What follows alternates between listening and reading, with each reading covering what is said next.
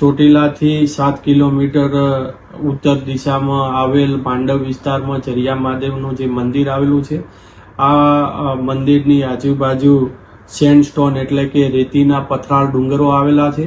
આ રેતીના પથરાળ ડુંગરોની આજુબાજુ જે સ્ટોન ક્રશર પ્લાન્ટ ચલાવવામાં આવતા હતા, ત્યાં અમારી નાયબ કલેક્ટર પ્રાંત ચોટીલાની ટીમ અને મામલાદાર ચોટીલાની સંયુક્ત ટીમ દ્વારા આકસ્મિક તપાસણી હાથ ધરવામાં આવેલી હતી.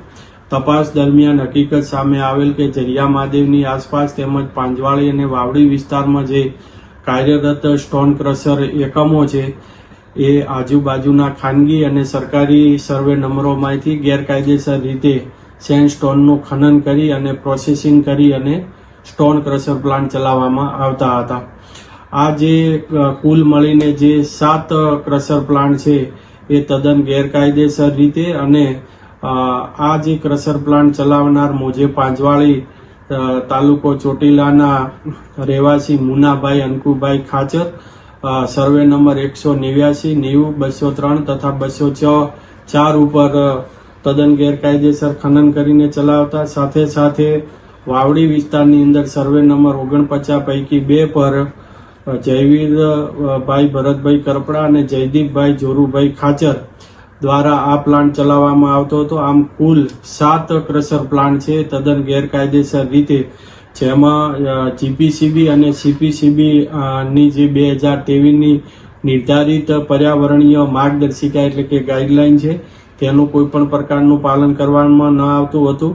સાથે સાથે કન્સેન્ટ ટુ એસ્ટાબ્લિશ અને કન્સેન્ટ ટુ ઓપરેટ ની શરતોનું પાલન કરવામાં આવતું ન હતું. અને તપાસ દરમિયાન એ પણ સામે આવેલ કે જે ધૂળના નિયંત્રણ એટલે કે ડસ્ટના નિયંત્રણ માટે જે જરૂરી વોટર સ્પ્રિંકલર છે, એ તેમજ વિન્ડ બ્રેકિંગ વોલ અને જે ગ્રીન બેલ્ટ જે ફરજિયાત છે, તેનું પણ કોઈ પાલન કરવામાં આવતું ન હતું. સાથે સાથે Gujarat mineral prevention of illegal mining, transportation અને સ્ટોરેજ રૂલ 2017ની જે જોગવાઈઓ છે, તેનું પણ પાલન કરવામાં ન આવતું. આમ તમામ હકીકતો અને ગેરરીતિઓ ધ્યાને લઈ અને આ જે 7 ક્રશર પ્લાન્ટ, એક હિટાચી મશીન, એક ડમ્પર, એક લોડર અને અંદાજે 200 મેટ્રિક ટન સિલિકા, એમ મળીને કુલ અંદાજે 3,71,00,000 અને મુદ્દામાલ છે એ સીઝ કરવામાં આવેલો છે. સાથે સાથે આ તમામ ઈસમોની સામે કે જે તદ્દન ગેરકાયદેસર રીતે ચરિયા મહાદેવ વિસ્તારની આજુબાજુ જે ખોદકામ કરવામાં આવતું હતું, ત્યાં ખાણ ખનીજ વિભાગની ટીમને સાથે રાખી અને માપણી પણ કરાવવામાં આવેલી છે. અને જે ઈસમોએ જે આ ખોદકામ કરેલું છે, તેઓની સામે કાયદેસરની કાર્યવાહી હાથ ધરવામાં આવેલ છે.